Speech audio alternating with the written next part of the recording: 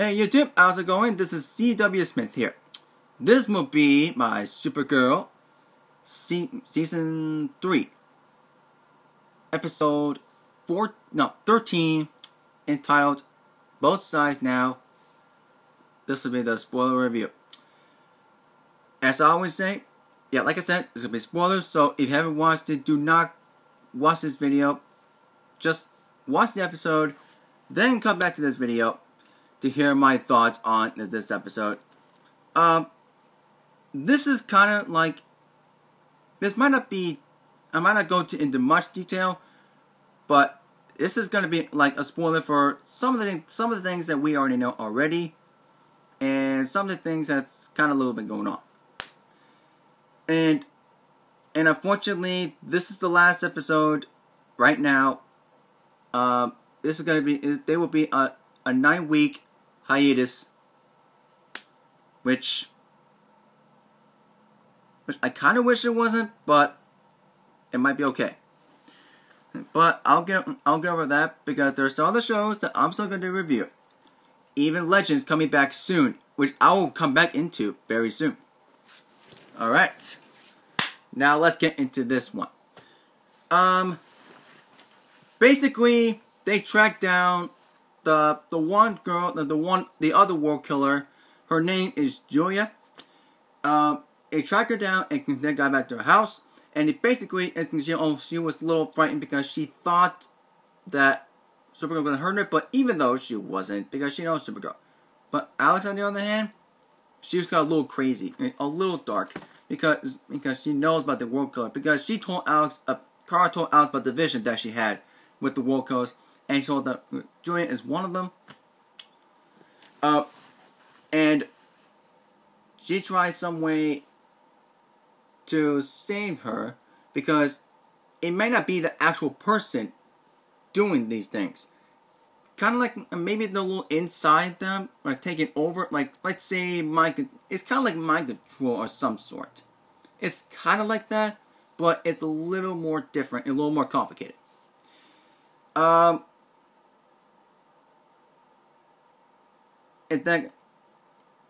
she was freaking out, and her eyes turned white, and all of a sudden she sounds like a little squeak thing, like a little screech that coming out of her mouth. It almost like a cry, I'm not gonna say a canary cry. I'm not gonna say that, but it's a little more. I think it might be a little more complicated than that. But it was just crazy. It was so crazy. Sorry, I have to wipe my nose before I get it. I am so sorry to see that. I'm sorry. I know I stitched a little bit. I know I stitched.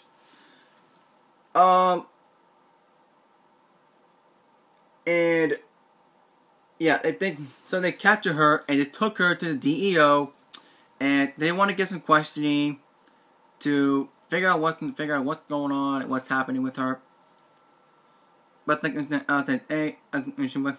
don't trust her, even she's not a real person, because she's a world killer, and Kara trying to do it in her way, which is like talking to her and trying to know answers, and maybe they'll figure out a way to save her without actually killing the person.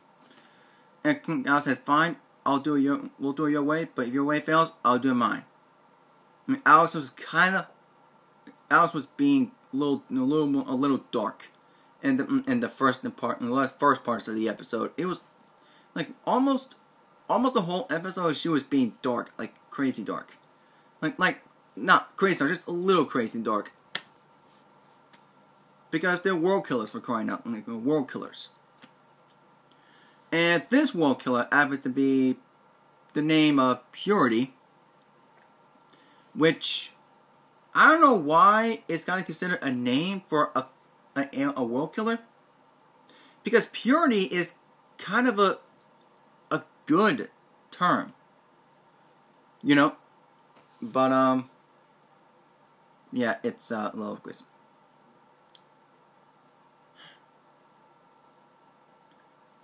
And meanwhile, Mana is still trying to get his fixed and ship all fixed out so they can go back home. And he asks John for help. And Wynn volunteered to help out as well. And yeah, and they're like big, massive. Okay, I don't know what I'm saying in this part. I'm sorry, I don't know what I'm saying for this. And yeah, and while they're fixing the ship, him and Manel and Irma kind of have a little tension with each other. And I kept thinking, would this be leading them to getting divorced and have Manel and Carmel again? I love Carmel so much. I love Carmel. They're great. I love it. I hope that happens again. And then we get to find out that Manel, apparently he wanted to marry her because he wanted to be a good member of the team, or whatever it was. But I don't think it was. It was kind of like forced marriage sort of thing, which is weird. Wow, that's just, I don't know why. Just wow.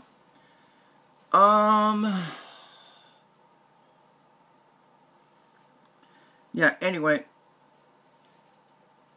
And there was still something. Meanwhile, Samantha is still had like a curiosity what's going to be going on with her, because she says she's been having little blackouts and she doesn't know where she's been. But they don't know, which doesn't remember being there. And then they found this, and in the first part of the episode, the Dio and Carl, Win, and Alex found this little Kryptonian crystal, which is, she says it was like a fortress of solitude, but this one is kind of a little different, and so they would use it to track down to find the location of the whereabouts of the hideouts, and Carl trying to get through trying to get through the Julia.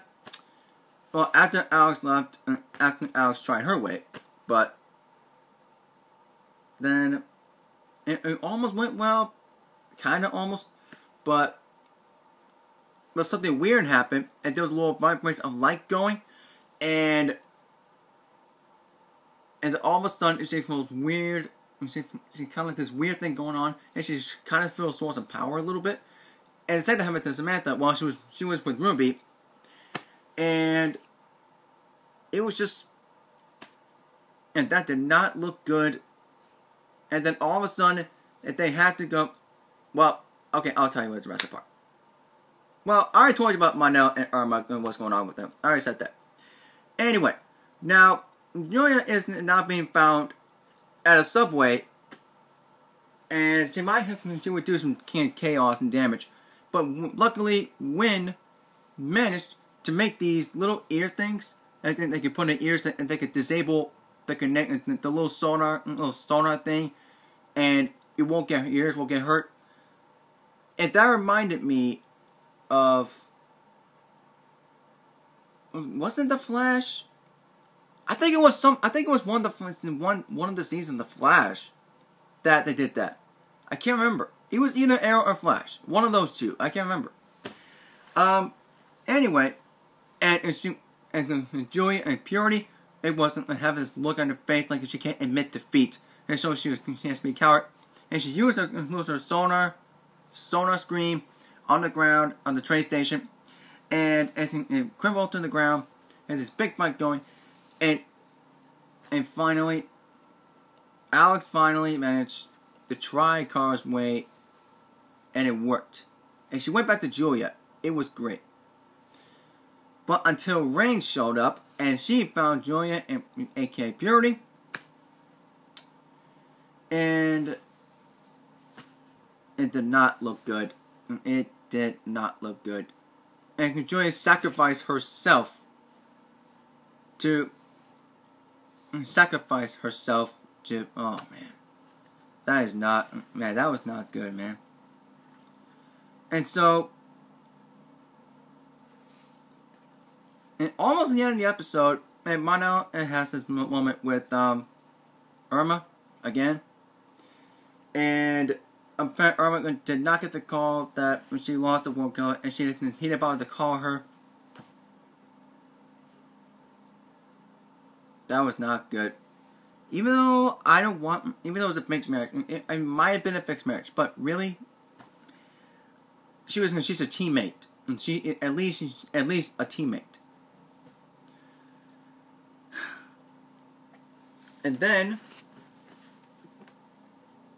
And apparently, she said there's a real truth to the reason why we're here. And it skipped out. Like, what? And we had to wait 9 freaking weeks to find out the real reason why they came in the first place. Man, that just sucks. I hate waiting for 9 weeks to find out. Oh my god. But that was kind of the whole point of the episode. It was talking about impurity and figuring out what was going on, and figuring out how they could save her. If they can be saved, if they could be helpful in any way. But other than that, great episode. It was spot on, fantastic. It was insane. It was insane. At least it was insane. That's at least I'll say. Alright, now without ado, that's the end of my spoilers. Alright guys, thank you so much for watching this video. And if you're new to the channel, make sure to smash the like button, hit the subscribe, and tap that bell. Sorry to burp, I'm sorry. Even in my outro, I burped, really? Come on. Anyway, sorry. Anyway, I will see you all tonight with my Black Lightning review, and I'm so excited, and I'm actually excited for Flash tonight, and Black Lightning tonight. So excited. It's gonna be crazy. Alright, thank you guys for watching. I'll see you guys later. See ya.